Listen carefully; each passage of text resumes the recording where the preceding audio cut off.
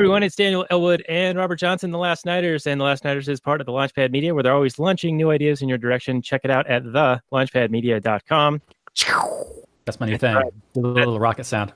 Robert did the little rocket launch right there. And we are going to be doing the Truman Show tonight. This is episode 66 of the show, and you can find the show notes and more at lastnighters.com/66.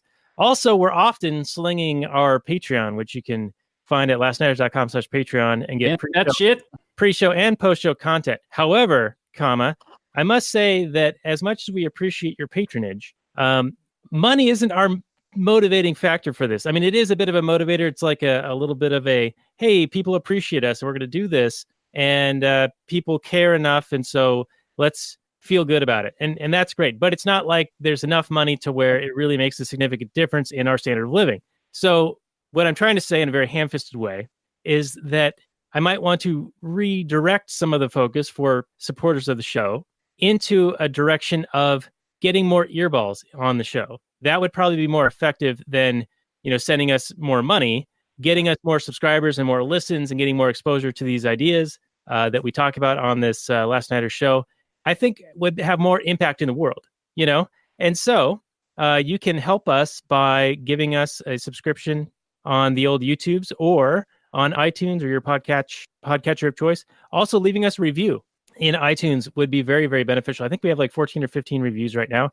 But the more reviews we get, the more exposure the show gets to other people looking for shows in this kind of genre. And so I think that would really be an effective way of getting additional listeners. And then other ways that you can help is give us some feedback on our Facebook pages. You can retweet us. You can call us out when you think we're wrong when we're talking about a movie, like Nikki P did when we did Dark City. Retweet the tweets. I think I said that. You could suggest movies. You could suggest guests for us. You could even be a guest. We've done that a number of times. Mike Z is a friend of ours who is, we know him because of the show, and now he's been a guest several times. And so anyway, these are just some ideas we can throw out there. That's 8 or 9 different things on top of the Patreon thing. And that's my spiel. Robert, any comments before we introduce Mike and get into the show here?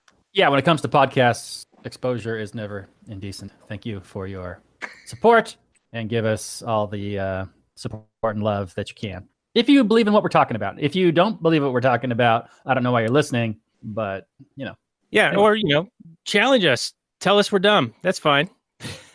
Berate us. Tell us how we're wrong. We're good with that. All right. Speaking of berating us, we have a friend of ours who does it early and often. We chat on the Google Hangouts every now and again, sending memes and other different interesting stories to each other. And he's a good guy. He's been on for most recently Collateral and Starship Troopers. He is Mike Z. He hails from Canada. He makes electronic music that is heavily sampled, or is made of samples heavily, and is probably now banned in all of the European Union. He is Mike C. How you doing, sir? Doing well. Yourself? Doing well. We are, of course, going to have a link to your music on the show notes page at lastnighters.com/66. You sent me some of your new stuff, and I do dig it very much. And I think that if anyone wants to just have some kind of in the background kind of music just going on while they're focusing on some work or something like that, it's a great fit. It's the soundtrack to your life. Yeah, I'm pretty happy with this last one. Nice. And how many royalties are you paying for all these samples, sir? None, because it's 0. And I'm not sure how you could have, since there's only 8 notes. So how is Kanye supposed to buy another jet? Well, it's funny because he didn't pay Daft Punk for Faster, Harder, Stronger until he had to. He sampled their music as a hook, and then. So you're just waiting to get sued? Is that what you're doing? Yeah. I mean, that'd be good, right? Well, other than being on this podcast. Yeah, not wrong. Yeah. I mean, there's probably 5 people. Hey, we're getting up there. We're getting up there in those numbers. So I think that we should get on with the show here. The Truman Show is our fare tonight. And this is a bit of a continuation of the theme we've been doing with the dome and flat earth. We did Dark City with Nikki P from Sounds Like Liberty. And we did Behind the Curve, which is a documentary about the flat earth movement. And now we're doing Truman Show, which is referenced in Behind the Curve. And I think that we might kick this habit eventually. All we have to do is The Matrix next. And then we'll have the entire, living in a false narrative. Inception. There we go. Well, I think we'll do all the movies that where the main character doesn't know really what's going on. Yeah. So, yeah, there's too many. But let's get in with this. This is episode 66, like I said. The Google information is The Truman Show. Came out in 1998. It's a drama and fantasy film, 1 hour and 43 minutes. The director is Peter Weir, and it got 8.1 on the IMDb, 94% Rotten Tomatoes, 90% Metacritic, and 95% of Google users like it. The description is, he doesn't know it, but everything in Truman Burbank's life is part of a massive TV set. Executive producer Christoph orchestrates The Truman Show, a live broadcast of Truman's every move captured by hidden cameras. Christoph tries to control Truman's mind, even removing his true love, Sylvia, from the show and replacing her with Meryl. As Truman gradually discovers the truth, however, he must decide whether to act on it. So this is kind of a disjointed description that I'm awkwardly reading here. Screenplay, Andrew Niccol, starring Jim Carrey, of course, and at this time, he was one of the biggest movie stars in the world, commanding $20 million per movie, but he took a pay cut to do this one and only charged $12 million. So, Robert, why don't you kick it off with your thoughts on the description, then we'll go to our guest, Mike. Yeah, so this one, takes place around, would you say that the movie takes place over the course of like a week? Yeah, Probably, it's a few days here and there. Yeah, more or less. But it's like, it kind of, you really have to suspend your disbelief because he's clueless up until this point in his life. And then everything falls apart for the TV show during this couple of day span. Like they've been good. And then, all the shit falls down, hits the fan. But you got to tell a story. This was it was a fun movie. I was thoroughly engaged the entire time. I don't know what it is about these sorts of movies, these, false reality movies, but they are quite interesting to think about. It was fun watching it after watching Behind the Curve. I could say that much, but I don't know. Jim Carrey was a decent actor, back in the day. He was kind of transitioning from comedy, trying to do more serious work at this time. So probably would take a big pay cut because he wanted to be taken seriously. And I think he did a pretty good job. Although the whole thing is just ridiculous. I mean, when the they're having a conversation and like, would you like this kind of coffee? And she holds it up like she does in a commercial, and she's talking about how it's great and tastes great and all the people enjoy it or whatever. It's like, maybe if that's how people really acted all the time around you, you'd think that was just a normal thing. But then he calls it out and going, who are you talking to? So the veil immediately falls. I don't know. It was a lot of fun, but it's not without its flaws. We'll get into it. Yeah. All right. Well, that's pretty good. Mike, your thoughts on the description and anything that Robert just said? You don't want to give the game away if you're going to do it, so it's not too bad. It does happen. Yeah, I would call this, like, compared to Dark City or something a bit more like, Red Pill, all that stuff. This is a little more sort of Platonistic, like the allegory of the cave, basically, by Plato, right? So I'm sure everyone knows this story where there's the shadows on the wall. You know what I'm talking about? Anyway. I think it follows that sort of Platonist concept, like there's a veiled reality and it's difficult to transition to the actual reality, but it's instantaneous as soon as you realize sort of what's up. So, and presumably everyone would have been acting the way they acted around him his entire life. So he would have been sort of conditioned differently than us to not respond to blatant advertising and odd behavior like that, which, sort of, to me, kind of explains, how he would have been fooled. But yeah, I mean, it does happen pretty quickly. But I don't know. I think that sort of enlightenment does just sort of happen overnight for a lot of people. I think you hit a piece of trauma that just changes your outlook, and then it just spirals. I mean, how is the transition into sort of libertarianism from sort of classical liberalism for you? How quickly did that happen? A year? Right. You get a buildup of information, then all of a sudden it clicks, and then all the stuff you heard in the past kind of all of a sudden makes sense. I'm like, oh, they're lying to us. Oh, okay. And it isn't the lie that I thought I was. These plateaus of enlightenment, you think you've solved it, and then you're like, oh no, fuck, it's even worse. And you're like, oh my god, it's even worse. And you get down to the brass tacks, you're like, why is the government even building roads? Yeah, I hate roads. But yeah, no, I'm just saying, why doesn't the manufacturer of the product driving on the roads building the roads? Like, why do cars get a free pass? They're private. Yeah, you're asking too many questions here, Mike. But I think you're right. It is like this buildup of pressure, and finally there's a straw that breaks the camel's back. So I sort of give it a pass on the events unfolding after he's been in there for 30 years. I mean, he's the first baby adopted by a corporation, and he's brought up in this environment. And like as you said, everyone acts this way all the time around him. So this would be his normal. And Christoph even says, we accept the reality of the world in which we are presented. It's as simple as that. And I think that goes also a long way into why people believe in statism and believe in the state, is because that's what you're growing up in. and you're put into government schools, and there's government influence in media and news and all sorts of things. So of course you're going to accept the reality that is presented to you rather than the truth behind it. And as you said, when you kind of come upon libertarianism, it is also a buildup until you finally realize that everything they're telling you is pretty much distorted or there to aggrandize themselves or from the intellectual class seeking political favor in symbiotic relationships where they legitimize each other. So once you kind of get past that point, then yeah, you get this new set of eyes, and then you're making podcasts about movies.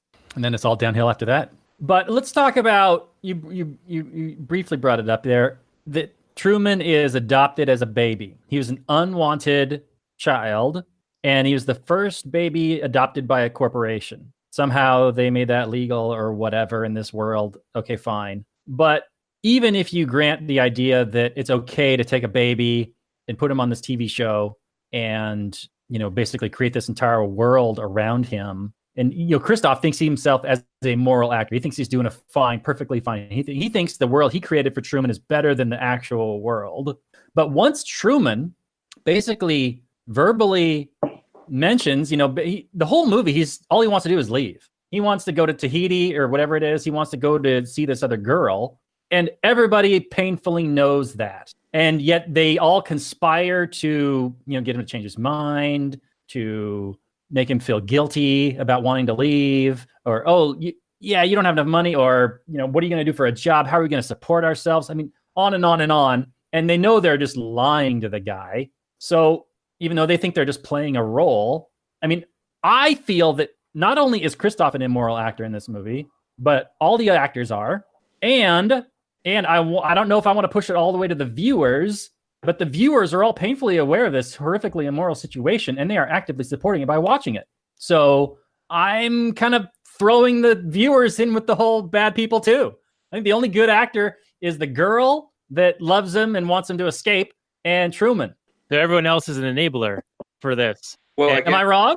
No, we accept the reality that we're given. The pleasant narrative of our jobs being not unethical is much more pleasant than us exploiting somebody for our own gain, right? So right, yeah, and like we had said on our previous show, I think if your livelihood depends on you not seeing something, then you're not going to see that thing. And so these people doing these jobs were probably not seeing the immorality of it at all, thinking that, well, I'm just doing my job. Yeah. So we have all this information to take in as animals, but in order to process it all, we manifest a sort of virtual identity. That's our ego, which expresses our reality in a narrative. And it tells us that things are happening with an arrow of time, and that there's like a certain sort of theatrical quality to it, like if then sort of logic. And we end up writing these stories for ourselves. And the way to control people is often have them participate in a narrative that lets their ego fit in with everybody else's moving, in the same direction. So, that tends to be how we get to groupthink, right? It just becomes catastrophic when there's too many. The narrative is just too simple and too grand, us versus them and stuff like that. So, yeah, like, of course, everybody there is ignoring the fact that they're exploiting this because they've undermined the part of them that would pity him and realize that he has rights by going, well, we're creating a better world for him. It's much less painful and all that. It's like kind of like having a pet, right? Yeah, and that's Christoph doing the central planning action. Yeah. Thinking. Yeah, that was my take on Christoph, was that he was the socialist central planner that thinks he has enough knowledge and ability to perfectly plan this society when he's just got the hubris. He doesn't know that he can't, and he won't. He doesn't account for Truman himself. Yeah, and it's not like he has a functioning economy here. He has scripts. He has people going through the motions, playing market. He's got, what's the guy's name? Marlin, who's Truman's friend, stocking shelves or stocking vending machines, not because people are actually buying things from the vending machines, but because he has to have the illusion of doing something. Right. So he doesn't have a feedback of an actual world. It's something he's just mimicking. He's like a communistic society economy. Yeah, right. Looking at Sears catalog for pricing information. Right. Well, exactly. What are the pyramids except a social democratic work project for the off-season? Yeah, you just hate pyramids and roads. I hate pyramids and roads. It's true. That's why I signed up. But Christoph also takes the role of patriarchal government, like trying to nurture him, but also use fear to keep him there, trap him there. And even he says in an interview, well, if Truman really wanted to leave, other than having these sort of misguided efforts to try to leave, then I would allow him to leave. But he thwarts him at every turn. Like when he finally has enough money, he does something to make sure he doesn't have the money. When he finally has the time to go, then his mother gets sick, right? As part of the show, right? They write that into the script. She wasn't actually sick. They even, when he goes to the travel agency, they the signs, all these posters say this. Oh, yeah, that was like, oh my god, you're gonna die. It doesn't seem like it's in their bed. That's the thing, though, is he didn't have a basic understanding or logic. There's no motivation for a travel agency to have pictures crashing in their office. That's absurd. So the truth was around him all the time, and he had to like have one light drop from the sky for him to start the light the match. Right, So, and but I feel like one of the biggest affronts that Christoph does is this drowning scene with the father, and they make it Truman's fault. They make it his moral burden that he made the choice to go out further, and his dad died as a result. I mean, that's next level fucking messed up shit. Yeah, that is some messed up shit. And then also calling down the lightning to try and kill him at the end of the movie too. That's yeah. And in the meantime, they're like gaslighting him the whole time, telling him he's crazy. Yeah, they absolutely are, and all the actors are.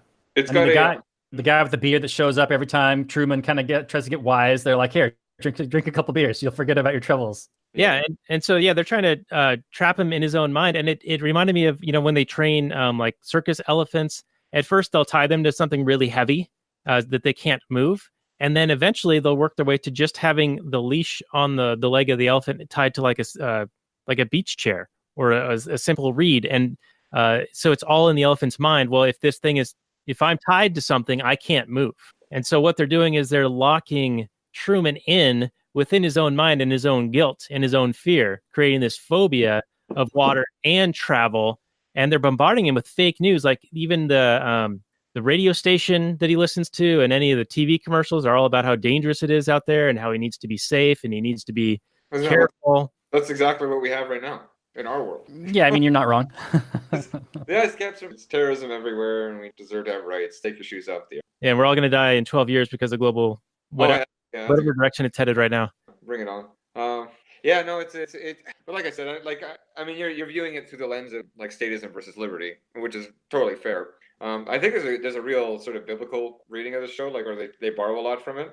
And what's interesting is that like you've got this sort of like a Jobian or Jonah and the whale kind of suffering character protagonist, and God just keeps like fucking with him over and over, and like his enlightenment comes when he's sort of proven that that's what he wants, sort of thing, or that he's like endured enough, which is not, I mean, it's not the greatest message, but it made me think of like the Old Testament and a lot of those characters, like especially Job or Jonas. And then there's also sort of a Luciferian take where like so him up in the moon is the God, and this is probably what the flat earthers were kind of feeding off of, because like he's breaking the condition, and so like it's very similar to the fall and like a Luciferian sort of rebellion against authority in that sense. All right, yeah, I want to riff off this a little bit. Sorry? I want to riff off of this a little bit because I in a way I feel like you're almost speaking in shorthand. Yeah, I'm not sure how to articulate it. But yeah, so what I was going to say on the biblical angle is that Christoph is so named as the off Christ or the Antichrist. Yeah. And that Truman is so named because through all of these trials and tribulations, the 7 years wandering the desert or being swallowed by a whale and going through all these tribulations to become a true man, to fully develop himself and basically prove to his master or his God that he is capable of making a decision for his own self. Yeah. That's what basically the entire narrative is about. Now, I borrowed a little bit of this from the Wikipedia reading. No, that's what I mean. That's a Luciferian interpretation of the show, which would make sense if Jim Carrey's like Illuminati. Let me show you something. Is that Illuminati confirmed? All right. So one thing I wanted to bring up is the two abductions where people are, when the dad returns and he's essentially black-bagged by a covert team that takes him. Truman chases this bus and gets cut off by a taxi that has no passenger, no fare-paying passenger. Why didn't they just get into the taxi and say, follow that bus? All right, so there's that one. And then the other abduction is when he's on the beach with Sylvia, and they're getting a little hanky-panky, and then some B actor comes in and he's playing the role of her father. She's never met him before, but his goal is just to get her removed from the set. Why does she not resist him more? Like, that abduction was weak. Like, he just puts her in the car and like she can't get out. She was like 17 or 18. Okay. Like the actors of the scene, but if they had him growing up, they would have had actors, which is probably why she was uncontrollable. And yeah, like, people should stand up as you're right. I agree that people should stand up for themselves, and they totally don't all the time. I like to play around. I'm going to totally take a left turn here.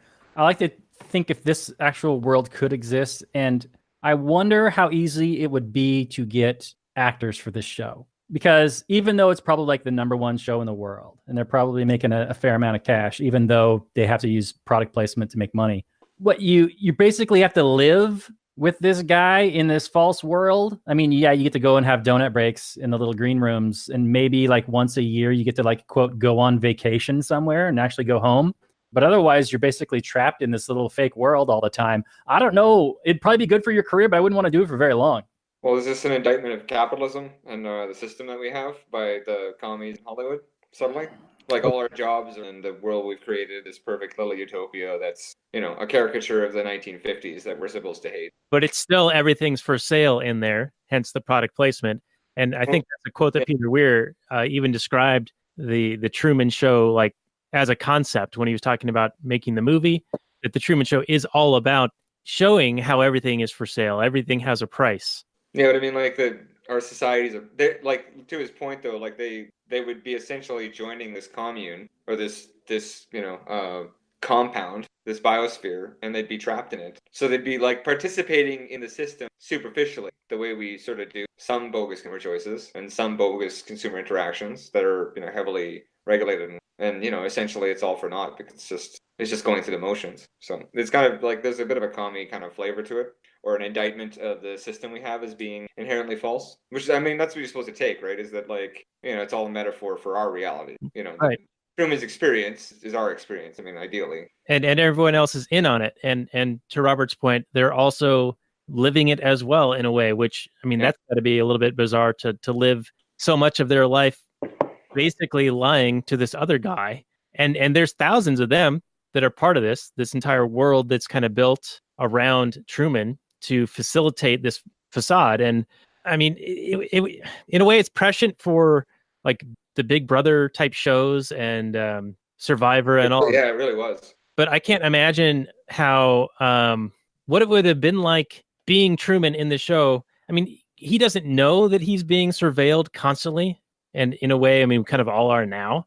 But I mean, he couldn't. I mean, how many things would you not want broadcast that you do in private when you are pretty dang sure no one's looking? I mean, well, I could think of two things that are fairly embarrassing. Yeah. Everything else I could kind of live with if we're getting there. But yeah, this came out.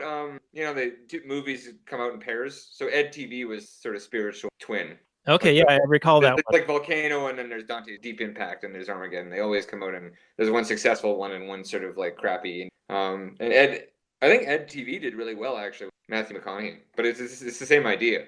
And this was happening when, like, digital photography and digital, like, and social media was just kind of finding its legs. It was in its adolescence or in its infancy, actually, right?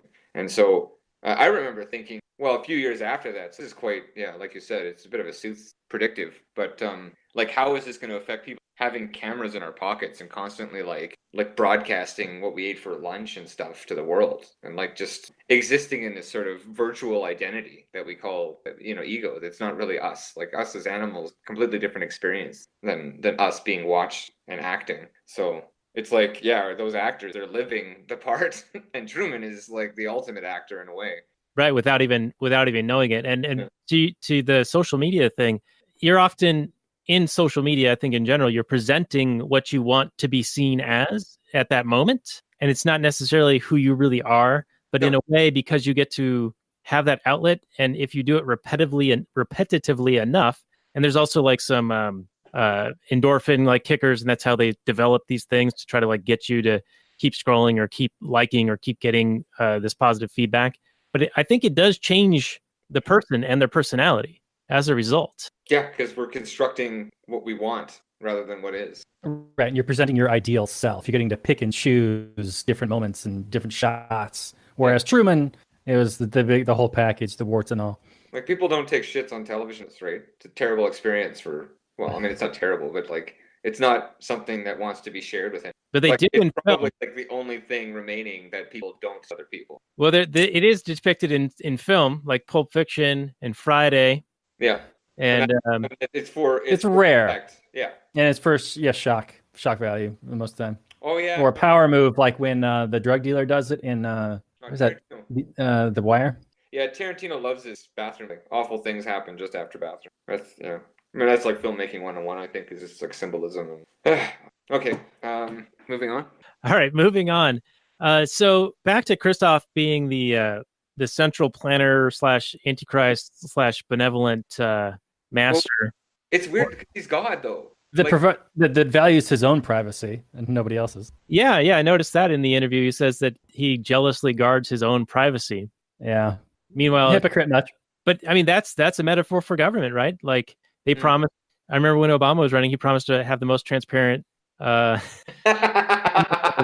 presidency or whatever you call it in administration. History. Yeah, and it was exact opposite. It was so clouded, even more so than GWB and all the prior. Yeah, if he had been truthful, he would have not went after Snowden like he did, and Assange, wouldn't he? Yeah, all the whistleblowers. He went and chased them all. Yep. But anyway, I forget where I was going with that. But when the world starts to fall apart and reveal itself, that's because there's this spontaneity to Truman. And Christoph can't account for him going off book. Now, I guess for the first 30 years of Truman's life, he had pretty much stayed the course, other than this kind of foray in with Sylvia.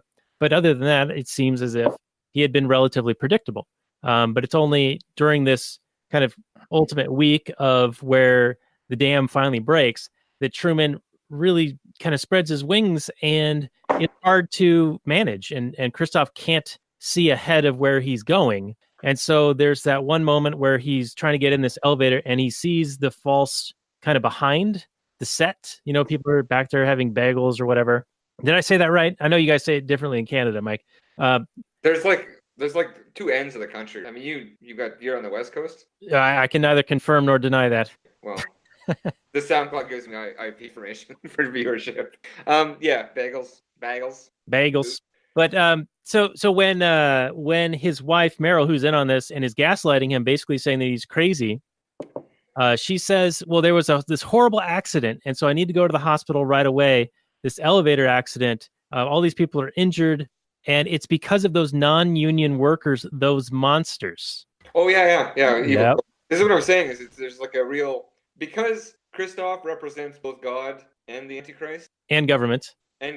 And there's this weird sort of pseudo anti-capitalist, anti-late stage capitalist, anti-1950s kind of feel. Like, that's the fantasy, is that people would behave like that. It feels like a little bit of a Hollywood kind of commie propaganda thing, but maybe I think honestly writers out there think that way. It's not like, I don't know if it's a concerted or conscious effort to write these sort of like these little sort of subtexts and undertones to things. I think they just believe these things. They believe that way, right? Everyone was a commie, basically. I think that this 1950s kind of American dream, white picket fence concept is why present day socialist Democrats harken back to the 1950s and the high tax rates and how great everything was. Is it because they've been watching the Truman Show? Yeah, something like that. Wait, so I do want to go back a minute. In every dystopian, totalitarian sort of scenario that I've noticed, it's always a girl. That's the foundation of enlightenment, the protagonist. It's always like his sexuality that will not relent against whatever system of misinformation and conditioning that you give somebody. Like Winston in 1984 was chasing ass. Ray Bradbury's Fahrenheit 451, the guy was sort of in love with a girl. Brazil. Right? Yeah, like it's always... Well, even Neo in the Matrix is chasing after Trinity a little bit. Yeah, and he follows the White Rabbit, and that's what she is essentially. Anthem, same problem. But what enlightened him was the idea of the girl that he wanted to have sex with, having sex with somebody else in their breeding ritual that they have every year, and he engaged in the sin of preference. So it's always you can't override that. I mean, they're trying pretty damn hard, right? That they, whatever, in quotation marks, but there's a real concerted effort create a no preference society where like it's hate speech or it's a hate crime to essentially not accept somebody as attractive to you. You have to like everyone's equally attractive, and that's not the case. And you can't override that part of humanity. Sounds like Brave New World, where oh yeah, there you go, same deal. You had to have sex with other people, or else you were seen as like a bigot. Yeah. And again, it's the exact same thing. He met a savage person. Didn't that what Jon Snow turned Jon Snow in Game of Thrones as well? A savage person, yep. His base nature held the truth. Redhead. You know nothing. Yeah, what's up? Break my conditioning for that. That ass. Part Neanderthal. I'm all in. Anyway, I just wanted to say that is a recurring theme.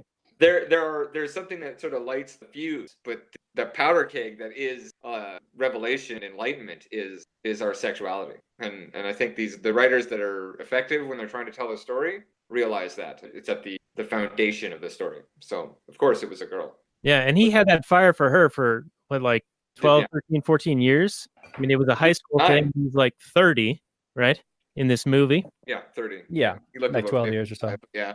And it's almost like an obsessive, creepy way, especially when he's like cutting out magazine parts and like trying to recreate her face like a dozen years later. Yeah, but he's rich and famous, so it counts. Yeah, well, I think they really messed this guy up by putting him in this biodome. Yeah. Well, yeah. I mean, the sequel where he comes out and everybody's been watching him his whole life. Can you imagine how mortified he would be?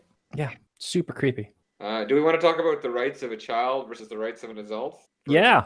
What was Rothbard's stance? Like when you're 18, you get to be a person, and until then, you're owned by your parents. No, as soon as you announce that you are able to take care of yourself, then nobody else has the right to aggress against you. Okay, that's fair. It could be so as soon as different people. Yeah, I mean, as soon as Truman says, "Hey, I want to get out of here," everybody else, if they had a one slight whit of morality in them, would have been like, "All right, guess show's over," because he wants to leave. Yeah, he couldn't articulate what he said he wanted to like travel within the construct of his reality. So they were able to like go, well, he's not actually specifically asking the studio because he doesn't know the studio exists, so it doesn't count. Yeah, because he's been being lied to his whole life. Yeah, that's what they told him though. That's what they told themselves though to justify keeping him in a prison. Yeah, it sounds like some sort of lawyerly doublethink. Yeah.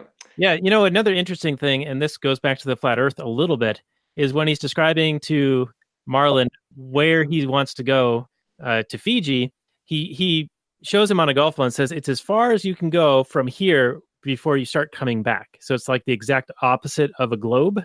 And I don't know if that's like a demonstration of Truman wanting to get as far away as possible from this place, because he only wants to go to Fiji because that's where the fake dad guy said that's where they were moving when he abducted Sylvia from the beach. So is it like a double thing, or is it just a coincidental thing that they threw in? I think he rationalized. I think he did research and rationalized that because he knows that he either can't tell people his motivation, which is the girl, or he's somehow like what's it called when you push something down? Repressed the desire and that reasoning.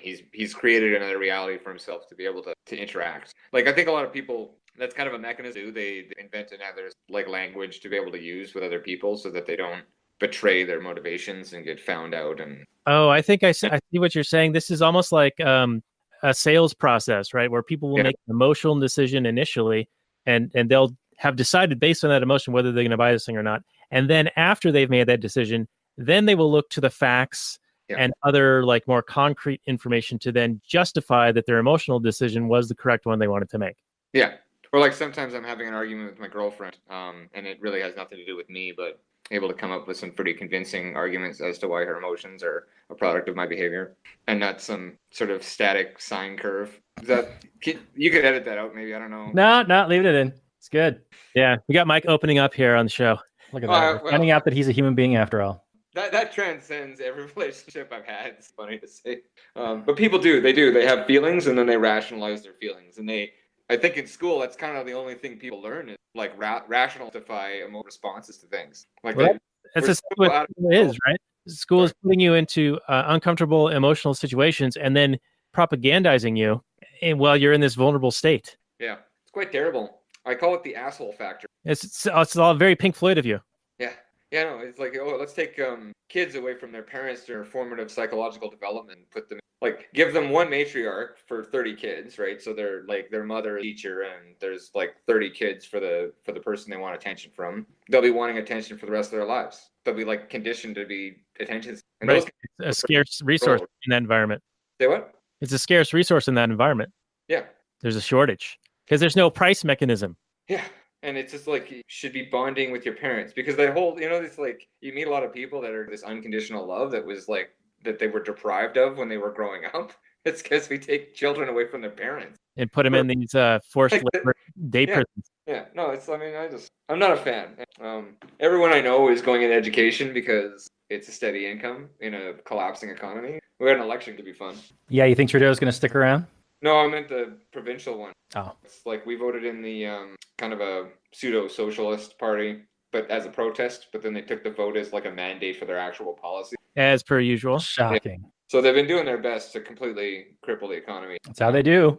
I mean, but it's funny though, is you end up with these like the Trump types, right? Where they're just like neoconservatives that have a better marketing campaign than the last guy. They're not some new version of like actual independence. They're sort of conservatives. So I'm not sure what to do about it. Like you're still holding out hope for the political process, Mike? Is that what's going on here? Well, I'm not. No, I'm not. I'm not sure what to do on a violent. I'm like, I don't know where the solution is. Okay, so you don't actually think that there's a political solution to these political problems?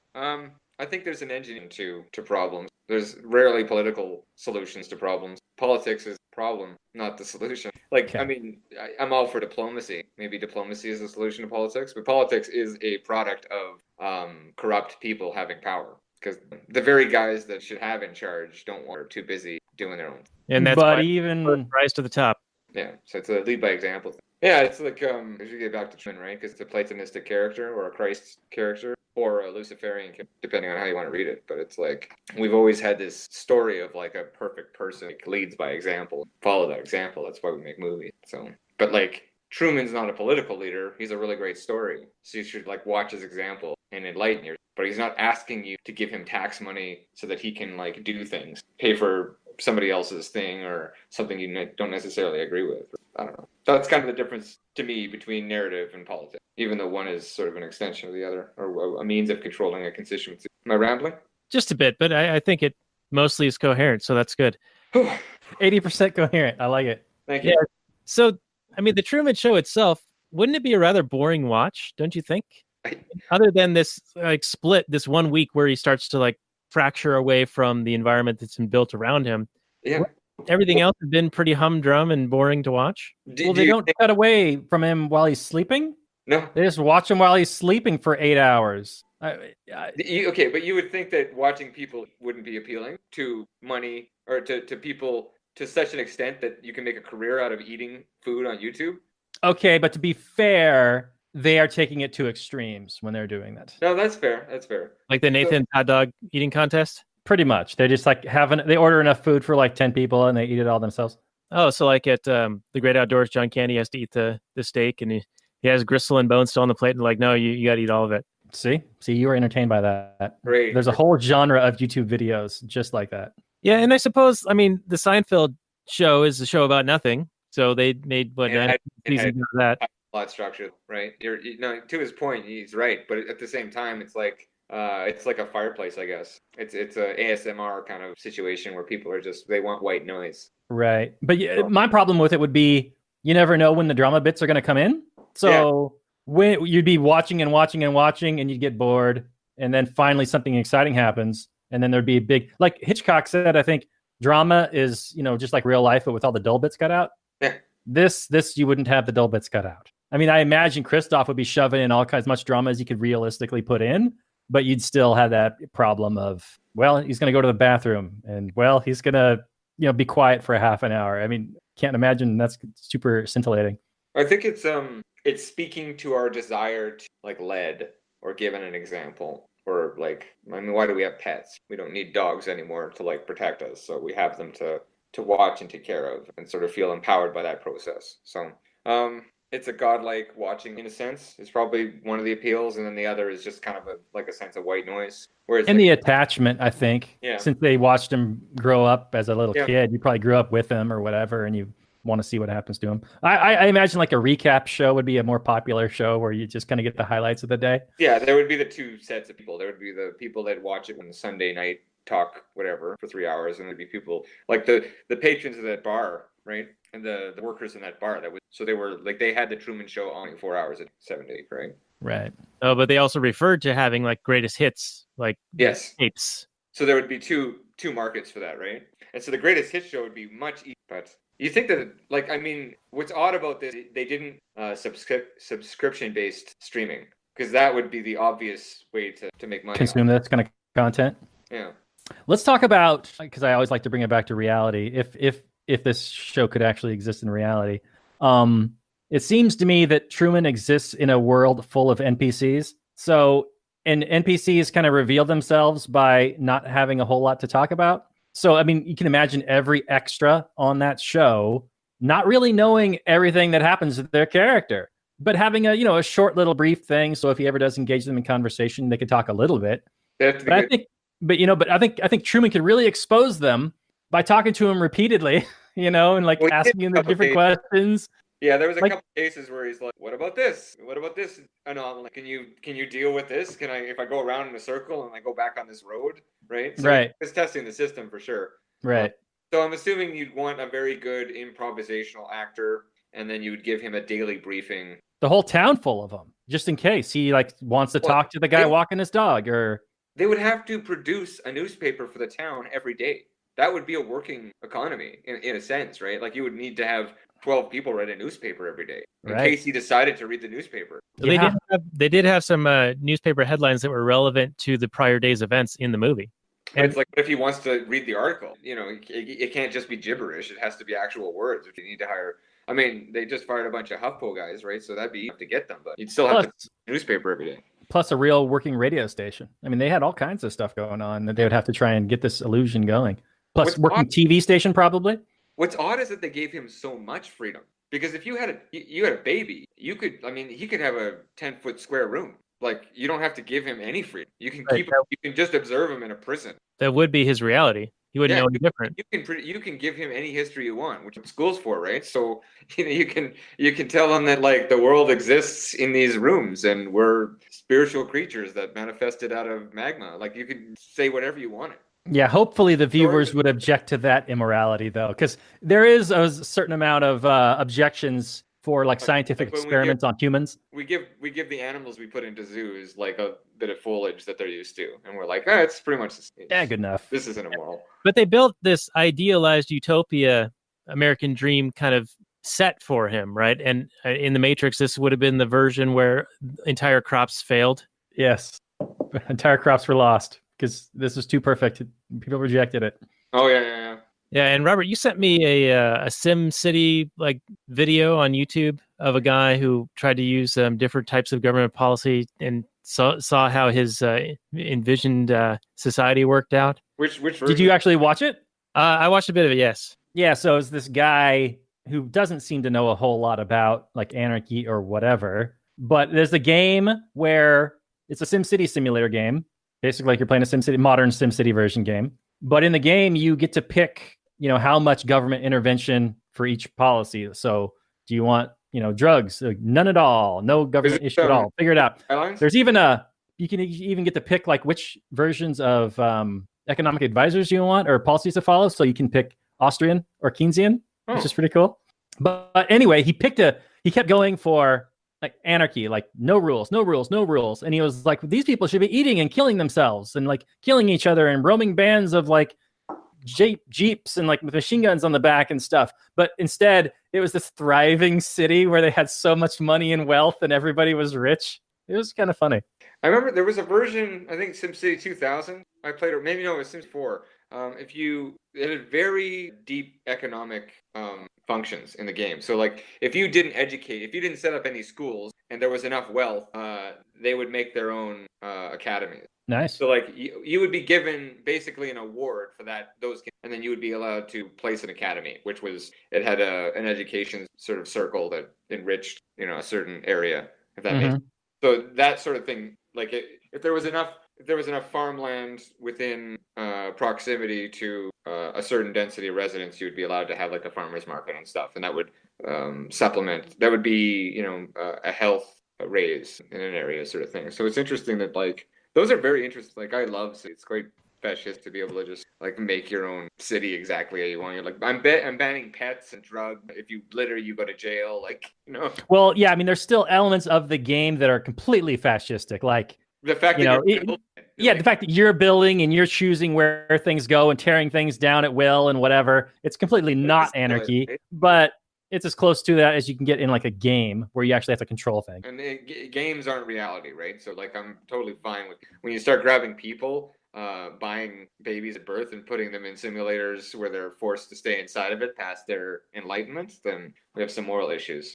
Uh-oh. Sounds like Mike C disapproves of Christoph in this movie. Well, sort of. I mean, there is a reading of that where I'm like, well, it's just the test of Truman to become a human, right? To become more than an NPC and become a free-thinking human, right? And so, you know, in some way, exert his will. Well, he needed God to like keep pushing his scales down and keep him to be able to prove that. I don't know. I know that the listeners aren't going to see me rolling my eyes, but just saying that this is like storytelling. So it's a very biblical story in that sense. So you can take it as a Luciferian enlightenment, and you can also take it as like sort of a Jobian suffering under God, because that is how you're enlightened. So there's like two sort of takes, if that makes sense. Yes, in the strictest sense of like whether or not like Christoph is a bad person. Yes, absolutely. I mean, where's the fun in that? And what about the viewers and the actors? They're complicit. I don't know about the viewers. Like if you don't actively try to free and liberate anyone that you know is in prison, are you a bad person? It's different. Inaction is different than actively supporting. Okay. But I mean, again, advertising is a passive income. Like you could watch the show and boycott all of the advertising. Would you be free to do that, or would you still be a bad dude, bad hombre? Well, I think there's a scale. I don't necessarily throw out every single viewer who ever watched an episode as a terrible person, but no, they're misguided too, right? We're all in the prison, I think, is the story. Just different prisons. Yeah, mind prison. I mean, but you know, we watch things like The Real World and these kind of reality type TV shows, understanding that these people are there cognizantly, voluntarily. I think it would be a very different thing to watch a show where the maker was there against his will. Okay, but here's the social construction, right? Like, at what point is watching a star that grows up to become like essentially a young 20s like psychotic process? One of these child stars with like a parent that's always pushing them to do things and whatnot. Well, yeah, I mean, like we have a system that takes kids away from their parents, right? So, like I said, there's this built-in need for attention. Then, like the Disney sort of star gets exploited, likely it be. And at what point is watching Britney Spears have a breakdown your complicity in her abuse? It's a good point. Well, I'm not sure.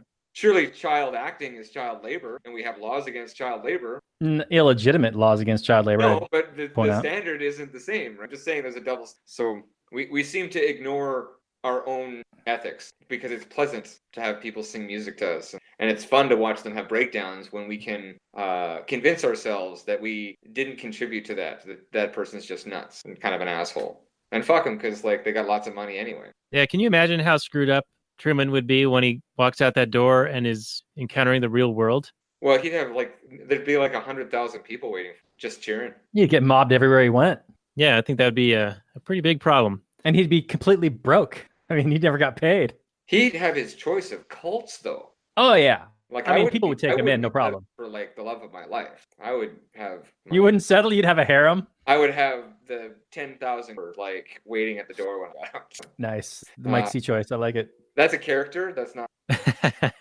Is your girlfriend listening? She will, though. So. All right, that was a winky face. I didn't do anything like that. Anyway.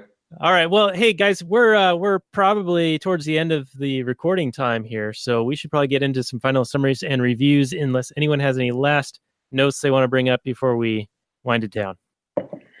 I went through all my notes. All right, good enough. Well, Mike, why don't you hit us off with your final summary and review and the score out of 10? Yeah, I think I liked it. I think there was a lot there. It's got a bit of a commie kind of attack on our system, but there's a lot there that's sort of, like I said, Platonistic. So it's got a lot of the allegory that given there, it's pretty fun. Rebelling against authority, I think, is a pretty good story. So for whatever like shortcomings it might have, it's a fairly enlightenment driven concept, and it's fairly inspiring. I liked it. I rate it 451 out of 1984. Okay. All right. Thank you for that.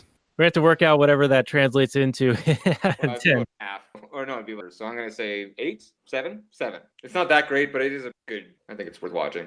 All right. Well, very good. Very good. I'll go next, Robert, if you don't mind. Then you can close us out in the cleanup spot there.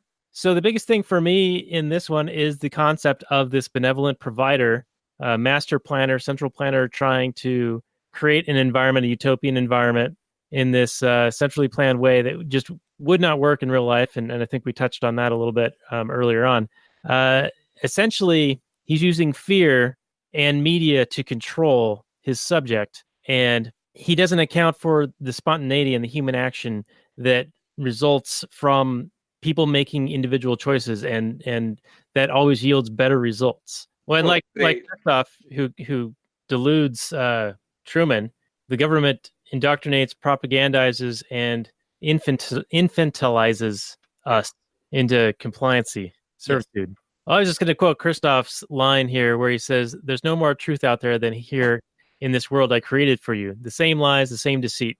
You are always safe here. I know you better than you know yourself." So this is basically the concept of the omnipotent government, the great creator, the central planner. And Truman's response is, "Well, you never had a camera in my head. You never knew my inner thoughts." So that was the spontaneity of the human action. But the result of Christoph's manipulation of Truman is that he did make him afraid, and he even says, "You are afraid, that's why you can't leave." But he did it on purpose. That's bullshit, right? Like you can't like abuse somebody and be like, "Oh, you're not. Stop hitting yourself. Stop hitting yourself." Yeah, that's a good point. Yeah, we probably should have talked about this being a very abusive relationship. It's like this battered spouse that won't leave because they think that the only way they're going to get by is by putting up with the violence that's being inflicted upon them. Yeah, it's the psychological tearing down where you're gaslighting your victims so much that they think, it's the Stockholm syndrome where you think you're better off with this person than the evil outsiders. Yeah, so it's the Kim Jong-un situation in North Korea, where they think they're part of the greatest country in the world and everything else is like this super hellhole. Yeah. Well, I'll do you one better. That's our system. Like it at once describes our system of sort of mind control, which is like, it's subtle, right? Because it's like the Matrix, where you need to allow people concept of choice. You need to make them think that they're making choices in order to not rebel against the system. Because if there aren't enough choices, then we rebel. So we need we need to make this like red-blue choice once every 4 years, which might as well be the color. The steam valve. Yeah, absolutely. It's hope. It creates hope and change. Hope and change. Yeah, it's coming every 4 years, guys. You got it. The most important election ever. Check that box every year. Every 4 years, you're doing your part. Yeah, I'm doing my part. So it's simultaneously that. It's an examination of our sort of mind control, and then it's also sort of Luciferian in the sense of like evil God is rebelling against God, which is Genesis. It's literally just taking a fruit, right? And being fake. But it's like Genesis is God's verse, Luciferian verse. Like, well, yeah, like you're telling me I can't be hurt, but like I want to know, I want to exist. So take it for what it's worth. Like, they're just two interpretation reality. They're sort of. I think it speaks to this, desire for truth and danger. Like, I'll take dangerous truth over a safe lie. I think that's true of libertarians and most liberty-loving people. Yeah, isn't that Jefferson or Franklin quote? Like, a dangerous liberty is far better than a safe servitude. Something like that. I probably butchered somebody's quote at some point. I don't know. It's a mashup. It all gets mixed up in there, This is why oppression to be very subtle. Like, in North Korea, if you've got total military, with whatever Stalin, right, where you're murdering 20 people a week, or I don't know, 100. That's a slow week. Come on. Sorry, I don't know. So I said do the math. He was in power for what? 3 decades, and he killed 50 million. So you gotta start that meat grinder going. Yeah. So you can do that. Eventually it collapses. Like, you get to live your life as an oppressive master, so whatever. But I don't know where I was going with this. You need total control to even make it work for a tiny amount of time, right? Versus spontaneous and improvisational order, right? Through anarchy, which is the driving force of nature. So I mean, it's the code for nature. We can garden, put walls around us, and we can use technology and society to mitigate the terror, because nature sucks too, right? Weak people die all the time, and that might mean your family. So and nature's the ultimate cruel bitch. I mean, the whole idea of existence that we have is overcoming nature and bending it to our will to accommodate us being able to propagate. Yeah, but that sometimes requires systems. So that's why we end up with religion and government. Yeah, that sounds like a Jordan Peterson argument. I don't know. I'm glad I'm unconvinced. Let me just say, I'm unconvinced that we need systems of that magnitude. Sorry. I didn't mean to suggest that we need them. I'm just saying that they are a natural manifestation of creating systems that are so prosperous. You don't have to be the pinnacle of strength to survive in them. Okay, I'll grant you that for sure. They are good at organizing energy to maintain. If this were a real thing that they were attempting to do, then it would probably have failed far earlier than 30 years into this kind of experiment. I think much like Biodome or Biosphere 2, didn't that also fail when they tried to live in the Biodome for like a year? Something like that. Anyway, I think it is an interesting movie, definitely worth watching. It does bring up the question of, accepting the reality of the world as we are presented with it, and that, in my mind, makes it an allegory to statism and government being in control of education and media and all of the main areas where information and learning is thrust upon a young person while they're still developing. And, they can even cue the sun and change the clocks in this environment. And we see that happen in real life. In fact, we just changed the clocks a couple of weeks back at the behest of our benevolent government. So I'm going to go with a score of, I think, 6.5. So a little bit lower than Mike, but we are a little bit lower on the map, on the globe from you. And I'll go over to Robert for his summary and review and score. Literally shaking. You called it a globe. Literally shaking. So I think you have to judge this movie, since it is ultimately a prison break movie. You have to judge it on the merits of a prison break movie, where you take the injustice of the main characters. So Shawshank starts off with the main character being falsely convicted of murdering his wife and her lover. And Truman Show starts off with him just being a little baby. And there's nothing more innocent than just a little baby. So I think you have to say that his situation is even more unjust. He had no choice. He didn't even get to make any decisions in his life before he was thrown in prison. Even as nice a prison as this one was. I mean, you're not going to get too brutally raped probably in this prison. In fact, you're probably going to be given all kinds of love interests, and you're going to have all kinds of interesting things happen to you because it's all manufactured. But ultimately, it's a false reality. And like Mike C was talking earlier, ultimately your baser instincts win out and break through the conditioning. And I think that's a quite interesting thing, even though it's repeated throughout different media and different stories. So I was thoroughly enjoying this movie. Despite its flaws, it's not perfect. I do enjoy the concept. And even though it's not unique, there's all kinds of these false reality movies, and there'll probably be far more of them in the future. But I still had a really good time, thoroughly engaged the entire time. So I like this a little bit more than Daniel did. I'm going to give this like a 7.2 and recommend it for anybody interested. All right, and I like the concept of the prison break, because he actually has a literal stairway to heaven after having a conversation with his God to escape the prison. Yeah, that's good. Yeah, very good. Well, hey, next week, I think we're going to do Dodgeball and talk about the Globo Gym. So we're still going to have a little bit of the theme with the Flat Earth, because they're using dodgeballs instead of Frisbee discs to play the game. It's a bold strategy, Cotton. Let's see if it pays off for them. I think it'll be a lot of fun. I'm down for it. Yeah, it wasn't this recommended by a listener who said that dodgeball is basically fairly libertarian because it doesn't involve the state at all. It's just two different competing dodgeball clubs going at it. Yeah. And I haven't seen it in a long time, but I'm going to be looking for themes like that. And our guest is going to have a bit of a history. He had some ANCOM leanings back in the day. Fun. And has seen the light. So good for him. We will have It's a or him. G or Jure. Well, Okay. I don't want. Let's not trigger anyone here. Okay. But it should be a very, very interesting conversation. So, hey, Mike, thank you so much for being our guest on this episode of The Last Nighters, episode 66. We will have on the show notes page a link to your music, and I think we'll have you back again sometime in the near future. You have been an excellent guest every time, and we really appreciate you. Thank you. Thanks for having me. All right. Well, hey, listeners, check it out at thelaunchpadmedia.com and lastnighters.com/66. You can hit us up on the Patreon, lastnighters.com/Patreon.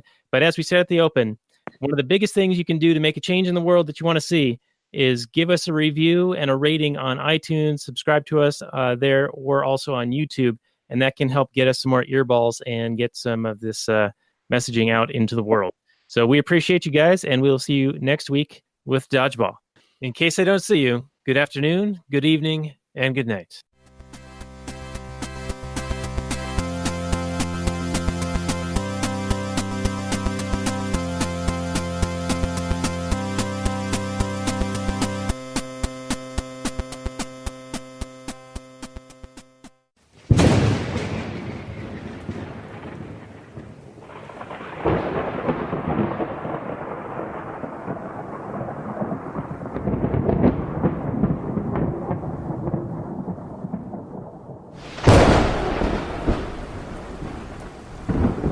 In the early days of the internet, radical libertarians were scattered, lonely, and faceless. Without direction, they resigned to scour the web, sifting through content providers in a wasteland plagued by YouTube demonetization, Facebook jail, and covert internet censorship. But then, in 2017, the Libertarian Union was formed. Finally, the average Joe libertarian could find a thriving community of independent podcasters and content providers, all in one convenient location. At Libertarian Union, we'll always have the latest news, interviews, discussions, and even movie reviews. With hundreds of episodes and more added all the time, you'll always find something fresh at libertarianunion.com.